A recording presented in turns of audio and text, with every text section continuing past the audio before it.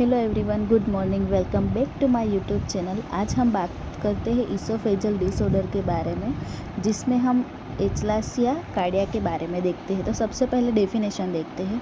एचलासिया cardia is a primary oesophageal motility disorder in which a lower oesophageal sphincter fails to relax and body of oesophagus loses the normal peristalsis. इसमें क्या होता है कि जो oesophagus होता है उसमें लोअर इसोफेजल स्पिंचर होता है जो कि वो रिलैक्स नहीं हो पाता है, और उसमें जब हम खाना खाते हैं तो वहाँ लोअर इसोफेजल स्पिंचर होता है वो रिलैक्स नहीं हो पाता। उसके कारण वो खाना इसोफेगस में ही रहता है और उसके कारण ही इसोफेगस ज़्यादातर डायलेट हो जाता है और खाना स्टमक के अंदर नहीं पहुंच पाता है।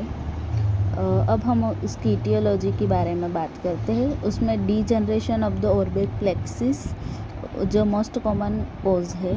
ऑटोइम्यून डिसऑर्डर है, चेंजिस डिसऑर्डर और इसोफेजल कैंसर।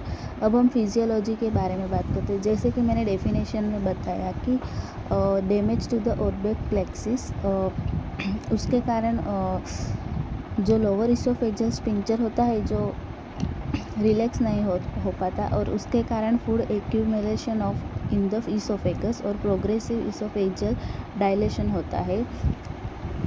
जो लोअर इसोफेजल स्पिंचर होता है वो रिलैक्स नहीं हो पाता, उसके कारण जो फूड एक्यूमुलेशन इसोफेगस में हो जाता है, और उसके कारण धीरे धीरे जो इसोफेगस की वॉल है वो ज़्यादा डायलेट हो जाती है, क्योंकि खाना वहीं ही रहता है, स्टमक के अंदर जाता ही नहीं है। इसलिए ये प्रॉब्लम देखने को मिलती है। उसके कारण डिस्फेजिया और रिगर्जिटेशन होता है। यहाँ मैंने साइड में डायग्राम दिखाई गई है कि नॉर्मल में क्या होता है और एचलासिया कार्डिया में कैसे होता है। यहाँ देख ही रहे हो कि यहाँ फूड का एक्यूमुलेशन हो गया, इसलिए यहाँ पे डायलेटेड इसोफेगस हो गया है। अब हम क्लिनिकल मैनिफेस्टेशन की बात करते हैं। Dysphagia for the both solid and liquid, regurgitation of the undigested food, retrosternal chest pain, weight loss, nocturnal cough, aspiration. अब हम डायग्नोस्टिक टेस्ट के बारे में बात करते हैं।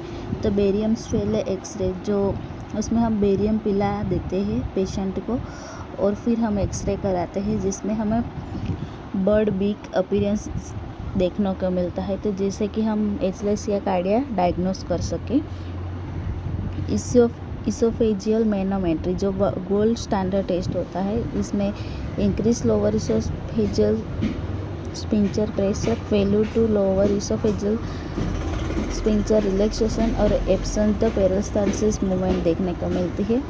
उसके बाद हम अपर जीआई एंडोस्कोपी करते हैं to rule out the oesophageal cancer and the other causes. Treatment, medical management की बात करते हैं तो उसमें नाइट्रेट्स, कैल्शियम चैनल ब्लॉकर्स जैसे हम देते हैं। एंडोस्कोपिक ट्रीटमेंट, और जिसमें हम बलून को एंटर करते हैं और उसको हम डायलेट करते हैं। सर्जिकल मैनेजमेंट, हेलर मायोटोमी, जिसमें हम जो लोअर इसोफेजियल स्पिंचर में जो ज़्यादा मसल होते हैं उसको हम कट करके वहाँ पे जो ऑब्स्ट्रक्शन हुआ था उसको हम रिड्यूस करते हैं। और अब हम लास्ट में उसके कॉम्प्लिकेशन देखते हैं। एस्पिरेशन, न्यूमोनिया, मालन्यूट्रिशन, और रेयरली कहीं पे हमें इसोफेजियल कैंसर देखने को मिलता है। अब हम वन लाइनर यानी कि वाइवा में क्या पूछ सकते हैं।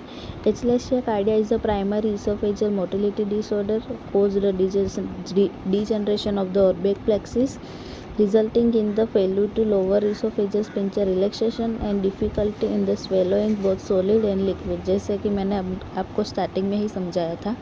Thank you so much everyone. अब अगर आपको ये वीडियो अच्छी लगी हो तो लाइक, शेयर एंड सब्सक्राइब करना। Thank you so much.